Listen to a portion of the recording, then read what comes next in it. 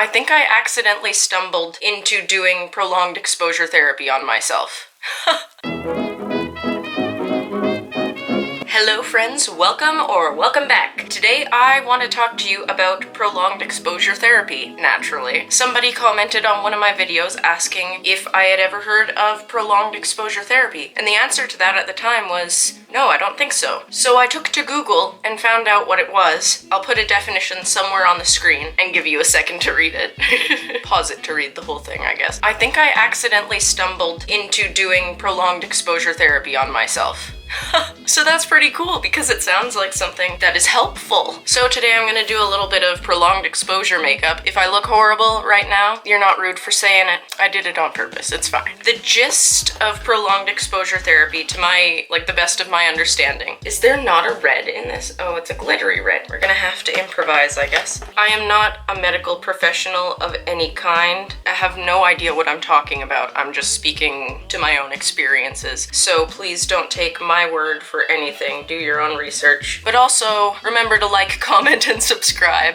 To my understanding, prolonged exposure therapy is when you repeatedly speak about your trauma out loud verbally, presumably to a therapist, and relive the experience that way over and over and over again. Also expose yourself to triggers, essentially. I don't know exactly what the deal is with it. Like I said, I'm not any kind of medical professional. I think the idea of prolonged exposure therapy, or PET, as they say, I have no idea. PET makes me think of dogs, and dogs make me happy. The idea of PET, I believe, is kind of confront the things that traumatized you. Kind of intentionally expose yourself to the things that you've been avoiding for your safety, like your system's safety, you know? And by reliving this trauma repeatedly under supervision of a medical professional, presumably, it can allow your brain to actually process the trauma, make sense of what happened to you, instead of just having fractured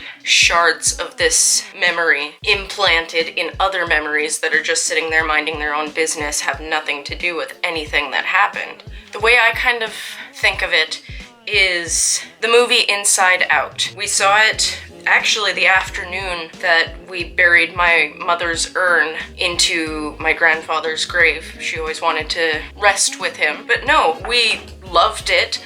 I think it's one of my brother's favorite movies. By the way, you should go follow his YouTube channel / support him on Patreon. He's an animator and he made the me going like this in front of the fire intro. Go give him a follow. He's my favorite person on the planet. I digress. We were talking about Inside Out. So you know how in that movie there's kind of like the control desk and all of the... Sadie, did you finish your treat? That's all you get, I'm sorry. All of the emotions are kind of pressing buttons and whatever, and in control of whatever the person is doing. And they create memories, which are little spheres. They're like marbles of different colors based on the emotions. And I would really love to see... This has to exist. Art of this has to exist. If I find it, I'll throw dog hair in my face and then put a link down below so you can find it. You have no idea what I'm talking about and what I'm so excited about right now. So anyway, I would love to see, just as a concept, trauma as one of the things running the show, because that is my day-to-day life. I wear glasses, so I'm kind of...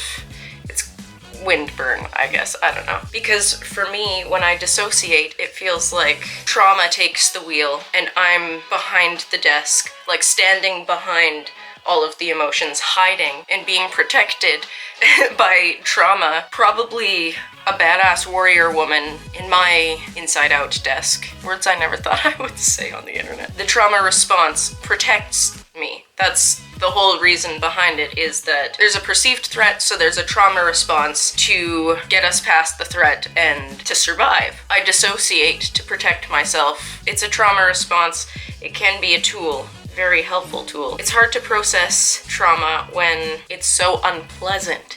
You don't want to face your trauma. You don't want to confront it head on because it's scary. It makes you feel like you're going to die every time you're exposed to a trigger. Sometimes. Like, there are good days, there are bad days. On bad days, you feel like you're dying a lot of the time. It isn't the most fun. Yeah, with pet. Essentially, you're exposing yourself to triggers and working through it and kind of making sense of it, is my understanding. I really feel like making sense of the things that happen to me and understanding the why and the how of the situation. I think that is immensely helpful. I'm doing this in a controlled way, but I'm also doing this around family members, which is a trigger for me because my trauma comes from my upbringing. Something to work on. It's very challenging to face things and talk about them, especially when they're the things that need to be faced and talked about. Let's just say trauma is a gray character in Inside Out, because there's a fog over everything when you're having a trauma response. A trauma memory would be one of those little marbles. It's hard to do this with nose and scar wax in my hand. It could be a yellow one, maybe, let's say a joyful memory, and there's one sliver of the sphere, just like as if it had been impaled by a shard of a gray trauma memory. And now imagine that with most of your memories. There's a piece of trauma attached to it somehow. You don't even really understand how most of the time. What it will do is when you recall that joyful memory, there will be a trauma response, because no matter what the memory is, there's a little piece of trauma in it. That'll send trauma flying to the control board, and she will begin pounding away at keys, panicking, trying to save us, you know? But I have to do this not recording because it's really hard to do with one hand. I'll be right back. So basically what I see pet as in my head is it's essentially extracting the shard of trauma from all the memories that aren't meant to be trauma memories, and then building it back together as one trauma memory once you have all the pieces, and then you can send that as a complete ball away to be stored in your memory bank or whatever. However it works on that children's movie that apparently touched my soul. So the goal is basically to extract all the trauma from your day-to-day memories so that you won't be repressing them anymore, if that makes any kind of sense. And it's a lot of deep digging. Basically, what I've been doing is having tough but important conversations, but like on my terms. It's really hard. In order to do this properly, I left my home and everything that I know behind. So it's just all me and you trauma all the time. Let's dance, baby. It's really overwhelming. And if you're new around here, you probably haven't heard me go, egad, I have $13 in my bank account. Patreon down below. The reality of the situation is I am very broke, very much so, and I'm trying to fix that. That's not what this video is about, so we're gonna leave that there. After the kind of situations I've been in previously, I feel blessed that money is my biggest problem right now. And I also understand that I am super privileged because I have family members who are willing to take me in and let me hang out while I try to, you know, get my crap together. And that is not something that everybody has, and I don't take it for granted. It's interesting because I was isolated from my family for so long, most of my life. So now, not even rebuilding, building my home close to these people and getting closer to them emotionally. It's beautiful, and I would not trade this amazing opportunity for anything, but it's really overwhelming. Talk about your prolonged exposure to triggers, because when I was a child, I love my mother dearly. She has been gone for 5 years now, and the more I understand her, the less I hold it against her, what she did to me, and that is a huge blessing also. But she would interrogate me after I saw my family and, you know, oh, what did they say about me, la la la. She had many mental health problems that went unaddressed and untreated her entire life. So when I see the people that I was trained to get nervous and be on alert as a child, you know, seeing that as an adult, trying to process it is a huge challenge. But I'm thrilled to say that I think it's working. Is it working? Is it working? Because I haven't had a panic attack since I got here. Nothing major. It was just, wow, I've been here for 2 weeks, holy crap, type of thing, you know? Got me all spooked. And for those of you who may not be aware, I have a cannabis prescription. Hey everybody, I have a cannabis prescription. I don't know why I said that so weird. I have a prescription for cannabis and it helps me immensely. It helps me to function, and that doesn't mean I get high every single day and I'm like giggling and losing my mind. I mean, yeah, sometimes I giggle and lose my mind because that's who I am as a person.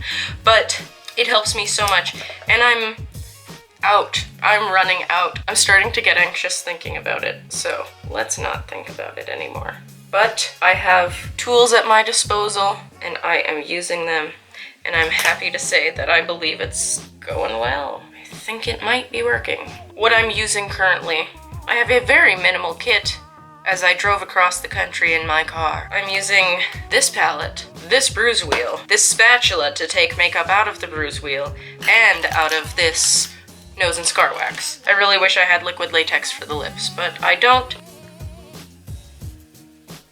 Yeah, that's satisfactory. What is on my head? At home, I have this awesome frost that I was gonna put on my eyelashes and on the tip of my nose, and like, I didn't bring it with me. And honestly, I'm kind of pissed. Can I do the beauty guru, like, montage thing? My teeth are chattering because I'm cold. Prolonged exposure chic. Thank you for watching. Have you tried it? Oh, it's my phone.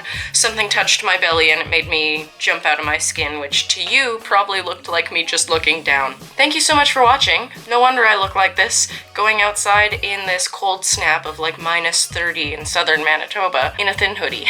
If you've tried pet before, I would love to hear from you. Did it work for you? Was it expensive? How did you go about doing it? Because I think I just stumbled into this completely by accident, and it happens to kind of be working. I've been having a lot of stress dreams, but that makes sense at this point in the game. Yes, thank you so much for watching. Don't forget to be kind to yourself and others today, and I will see you very soon. Ugh.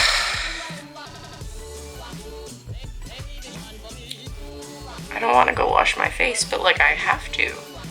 They're going to be back from town in probably like soon.